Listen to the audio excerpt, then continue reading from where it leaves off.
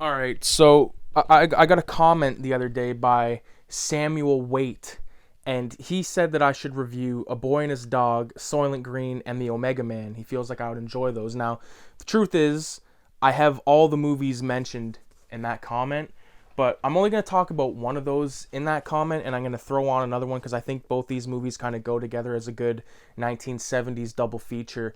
And we will start it off by talking about Omega Man because this is a movie I have a lot to say about. This is a movie that I grew up with. This is one of the most prized possessions in this goddamn collection. Fuck the grindhouse releases. Fuck the box sets.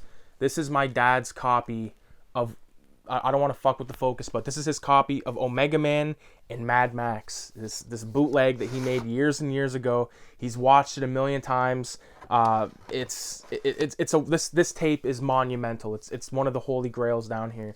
I would never fucking part with this ever in a million years. But basically, the Omega Man is a movie that's based on a short story, I believe, or maybe just a regular story called Last Man on Earth, which was adapted into a film starring Vincent Price way back in the 60s. And then in the 70s, Charlton Heston came along with this movie, Omega Man. And then again in the mid-2000s, you had Will Smith playing Robert Neville as, or the film was called I Am Legend, which was actually what the book was called, I Am Legend.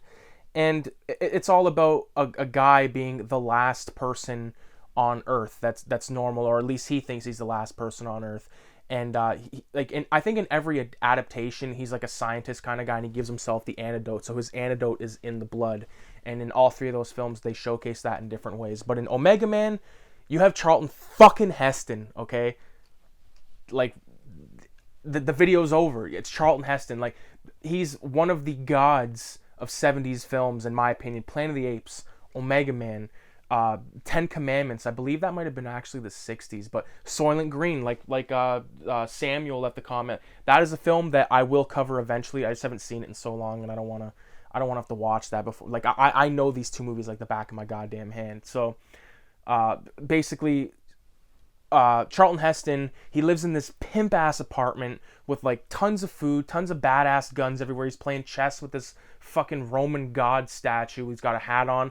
He's playing this game of chess for years, it looks like, and he's still trying to maintain, like he's cooking his dinner, and he slams his fist down. I always dress up for dinner on Sundays and all that kind of stuff. He's still trying to maintain, and he's going out to the movie theaters. He knows all the words to the Woodstock film.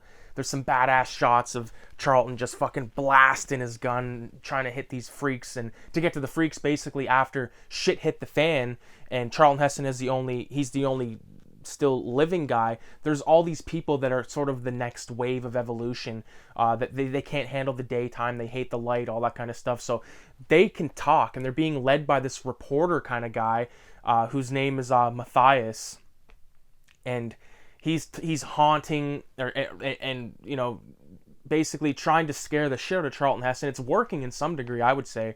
And basically, throughout the film, it's all about them taunting him and him trying to go out and find the nest and shoot them, blow them away. He finds some. He does get captured. And during one of his excursions out, he runs across this chick who, when I was a kid, I thought it was the chick from Coffy, but it's not.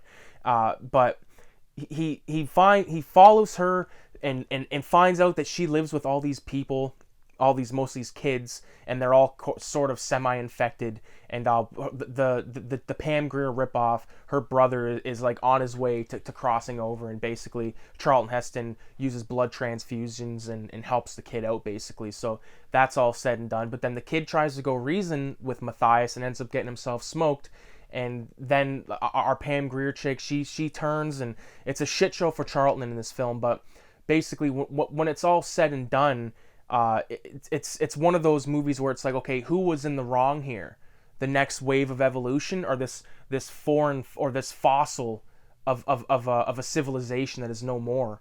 And I just really love that concept. So Omega Man is killer. It's the killer diller. It's directed by Boris Sagal from 1971, and I would highly recommend it to any fan of cinema, no matter what. I would even do the double feature of Last Man on Earth, Omega Man, and then I Am Legend. It's not bad. I've done it before. I Am Legend, I don't think is amazing, but there are scenes that I really do enjoy in that film. I really like the scene where it's hard to say that you like the scene, but the scene where his dog dies and he has to put his dog out and he's singing the song, and it's brutal. It's hard to watch, and it's twisted. You know, it is shit on that movie, but I do think that it is decent in its own right. So, Omega Man.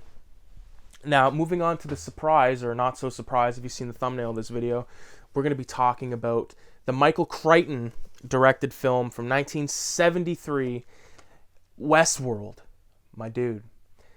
This film is so goddamn cool in concept. Basically, Westworld, the idea of Westworld is there's this amusement park you can go to, and you pay an extreme amount of money, and you get sent out to either like Roman World or Westworld, and I think there was one other world, but basically when you're there, you're like in the Wild West, and there's people that will interact with you. There's robots you can fuck. There's people that you can blow away, you can shoot, but the thing is, the robots cannot kill you until one of the lead robots, played by Yul Brynner, who has a big problem with Richard Benjamin, who's our lead. James Brolin from Amityville Horrors in this as the sidekick, basically. Badass guy. He plays the dude that's been there already, and he's kind of giving our lead guy the run through about what it's all about and stuff. And it's just so cool to see how the park goes to shit, and like when the West guys, like the dude from the West world has to go to the Greek world, and there's like a king world. It's so crazy to see all the different parks. There was a sequel called Future World, and there's actually a television show called Westworld, but I stick with this. I've never seen the sequel, to be honest with you, and I've never watched the show, but I would highly recommend this film. It's a sci-fi thriller, according to the MGM UA Home Video releasing graphic designer. My God, I love this flick, man. If you haven't seen it, definitely watch it. It's good. I don't want to say anything more about it, but this is one of my, I would say, top 50 films that are like really quality, good pieces of cinema, not just like throwaway stuff, you know. And that's kind of the thing. Like, I love me some good, high quality, high production value horror like this. Or it's sci-fi horror, you know, but. Yeah, man, I really do appreciate the comment, and I appreciate the suggestions, and I'm not exactly sure who left the comment. I can look it up real fast. Somebody had asked me to do the necromantic films, and I just want to give credit where credit is due.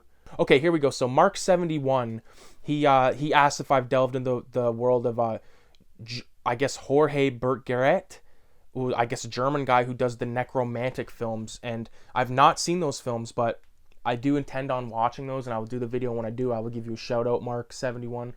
And yeah, like, you know, I really do appreciate everybody watching this stuff. You know, just everyone stay safe out there. Thanks for watching, and stay tuned for more videos. And check out the Facebook page, because the Facebook page is starting to post more and more shit on there. I'm using my old shitty broken phone, which I don't know, you can probably tell is just a piece of shit. And it's got a lot of old photos that I thought I lost. So stay tuned for that, and adios.